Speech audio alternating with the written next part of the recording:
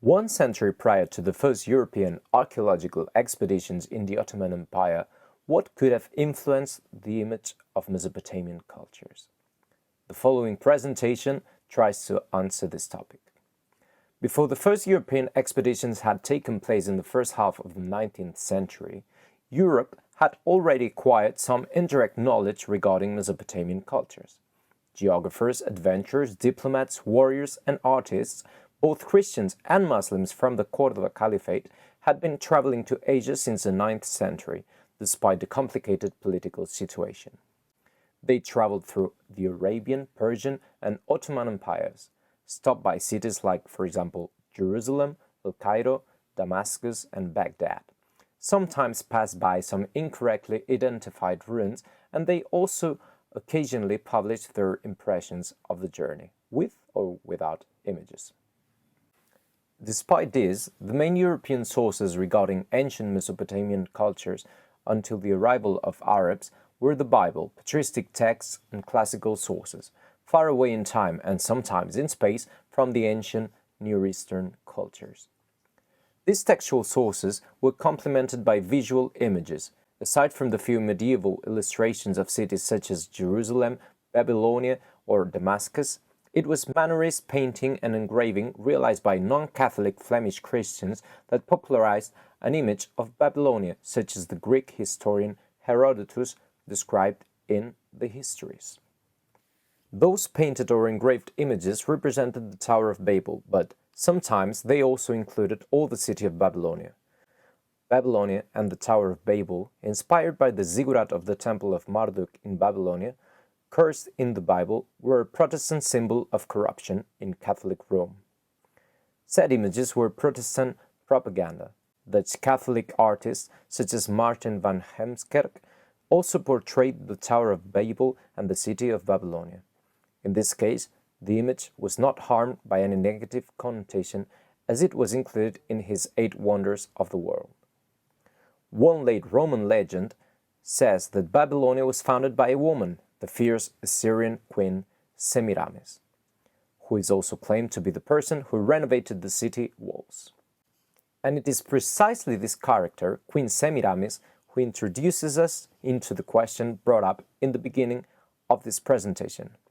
Which sources, in addition to biblical and classical texts, could have influenced Europe's imagination regarding ancient cultures of the Near East?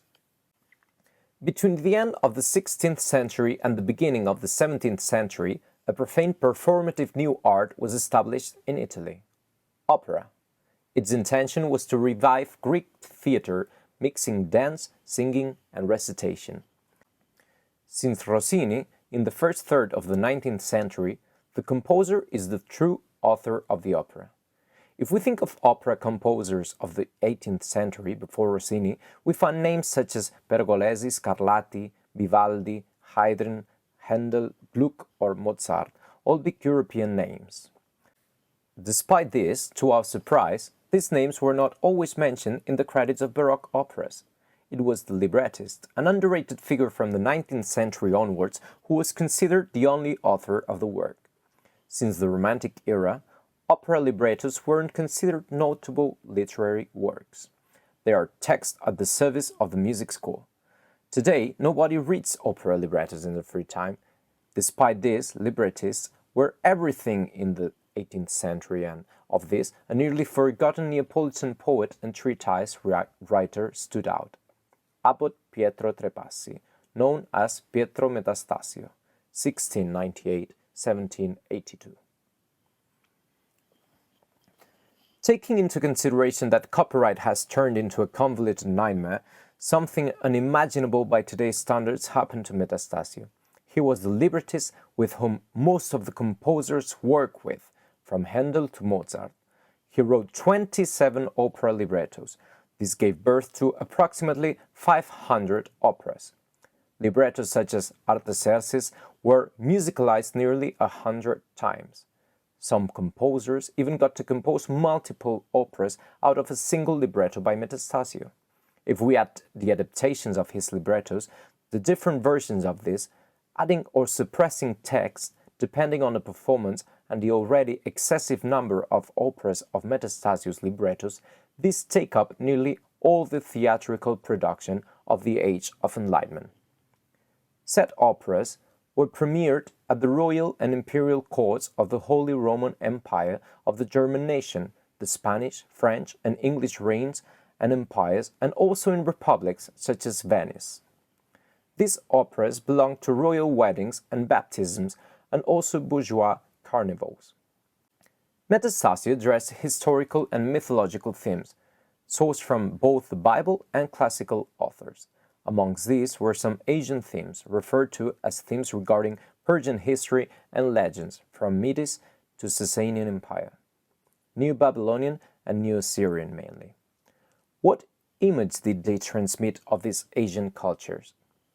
The main Asian operas by Metastasio were Siroe, 1726, Semiramide Riconosciuta, 1729, Artaserse, 1730, and Ciro Riconosciuto, 1736. This took place in Babylonia, Susa, Ctesiphonte or Seleucia, between the 8th century BC and the 6th century AD. Three main traits conveyed determined stereotypes or a determined ideology. No one was what they seemed. Nearly none of the characters really knew to whom they were speaking. The sites had more relevance than the dialogues themselves, as they revealed what the characters were thinking and planning to do, contrary to what they held out loud. The continuous quid pro quo and misunderstandings were not funny but tragical. The costumes were the most common resource to hide and show oneself in another way, but more than dressing up, what the characters did is to transform themselves. Semiramis was a perfect example of this. She murdered her husband Nino and then cross-dressed as a man to pretend being him, so she could get a hold of the Assyrian Empire and settle down in Babylonia. The costume had a political purpose, not an aesthetic one.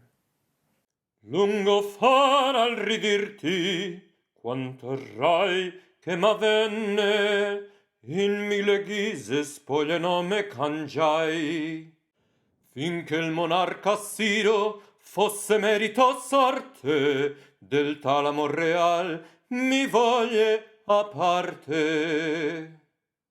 Se non nacqui al miglior sesso, la sia vinta e a Siria doma, agli aglior della mia chioma, né del trono al suo splendor. Qual sorpresa, qual costanza, mai non ebbe un uom più forte, non vacilla il suo valor. Meanwhile, Semiramis kept her son, who was also called Nino, in a condition of inferiority, cross-dressing him and taking care of him as if he were a woman, so that the thirst of power would not awaken. Effeminato e moglie fu mia cura educarlo, o la mia vece gode vivendo in femminili spoglie, nel regge racchiuso, il regno teme, non lo desia. In other cases, the costume protected the character. This is how Cyrus, the great Persian emperor, dressed up as a shepherd and living in the forest, saved his life. The concealment realized by the Asian characters to obtain power or maintain said power perfectly matched the main weapon, poison. The hatred that Sibari and Citalte, both lovers of Semiramis, had to each other led the first to give a poison glass to the other, a glass similar to the one Artabano, an ambitious captain of the Persian guard, gave to Artaxerxes, the son of Xerxes, after murdering the latter. Poison was a lethal weapon used then and now, remember recent cases, in a secretive manner. Poison was always the chosen weapon for those incapable of confronting their enemy face to face. It was used by cowards belonging to the same universe as trickery. Poison is invisible. It attacked surprisingly when confidence reigned among the dinners. It was literally a poisoned dart. In an environment full of distrust and trickery, it isn't surprising that one of the words used most often was tyranny. Sotto un crudele impero, troppo mai non si tace. Un sogno, un'ombra, passa per falo e si punisce. È incerta d'ogni amico la fe. Le strade, i tempi, le immense stesse, i talami non sono dalle insidie sicuri. Ovunque passi, ve ragion di tremor. Parlano i sassi. Tyranny was not a word that praised or complimented. It revealed a discriminatory way of looking at Asian regimes, while in contrast, it insinuated the goodness of European courts. Nevertheless, Patrizia Garelli, of the University of Bologna, considers Metastasio as an Enlightenment writer. He had doubts regarding monarchies as he thought their existence was based on military force rather than reason. Orient, or Asia, would have acted as a mirror that would have revealed the true nature of monarchical power, and operas would have turned into political pleas. Opera transmitted a vision of the world through the text, but it also exhibited its power of seduction when it was dramatized, with the help of singers, scenographers, and costume designers. Scenographers such as architect Galli da Bibbiena and painter Antonio Joly, and also singers like the famous castrato Farinelli, friend of Metastasio, all contributed to the persistent success of the latter's operas. The Galli da Bibbiena family, a celebrated Italian dynasty of architects and scenographers that served the court, faced a big problem: how to recall Mesopotamic architecture, of which they only had indirect textual references. In Semiramide Riconosciuta, in addition to references on the drawbridge, the city walls, the hanging gardens, and the cold statue of the god Belos, nothing was mentioned about the architecture and city of Babylon. Metastasio didn't even mention the Tower of Babylon, even though Giuseppe de Gobis, the illustrator of his work, did include said building getting inspiration from Dutch Mannerist engravings.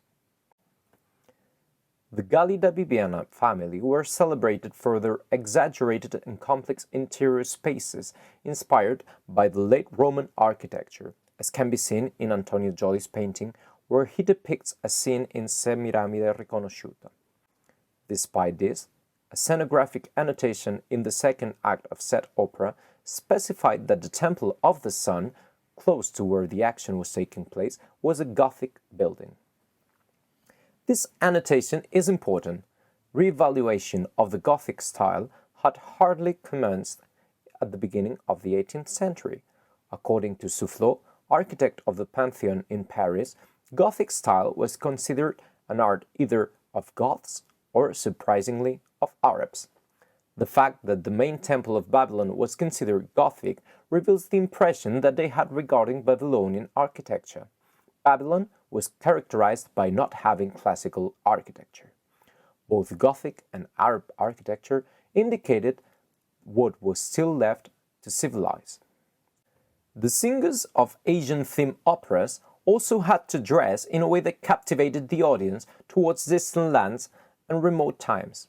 Thanks to the repertoire of cartoonish opera singers depicted by Marco Ricci and Antonio Maria Zanetti, we know that singers used to dress like Ottomans with turquoise embroidered dress coats, turbans, and plumes, armed with a scimitar. Despite this, they did not represent the squad of the Sublime Porte, but of the Persian, Assyrian, or Babylonian court. Both fascination and rejection regarding Mesopotamia increased because of the singularity of the singers, playing the roles of characters like Semiramis, Artaxerxes, and Siroe, dressed in Turkish manners, in the middle of dark Gothic temples. Most of the Asian feminine and masculine roles were played by castrati, singers emasculated as a child to preserve a high-pitched childish voice. The vocal feeds of the castrati, which rapidly jumped between high and low notes, were fascinating, Contrary to popular beliefs, the castrati were not seen as a circus attraction. Farinelli, friend of Metastasio, was once an important character of the Spanish court of Philip V. Thus, they took over Asian or effeminate roles in contrast to Roman Stoic senators. Even though they were not considered effeminate, and despite the fact that effeminacy was not considered humiliating nor laughable, the castrati belonged to a category different from that of men. They could not assume masculine values, but resorted to the seduction of their voice that fascinated women as if it were poison. With that said, did Asian-themed Baroque operas stereotype European imaginary regarding Mesopotamia? This cannot be confirmed.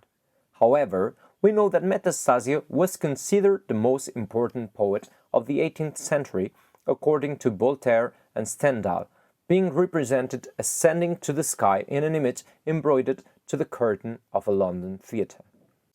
It is therefore doubtful that Semiramis, Cyrus, Artaxerxes, and Cyrus did not get to be memorable characters. One of the first operas of the composer who changed this artistic genre, Gioacchino Rossini, was titled Semiramide. The decoration of set performance, realized by painter Antonio Basoli, which represented the Palace of Babylon, inspired by the ornamentation of the Galli da Bibbiena family, was used when Layard, the Franco-British diplomat who excavated Nineveh, published some images of what he thought was the original state of Neo-Syrian palaces. A few years later, Verdi composed Nabucco, an opera that also took place in Babylonia.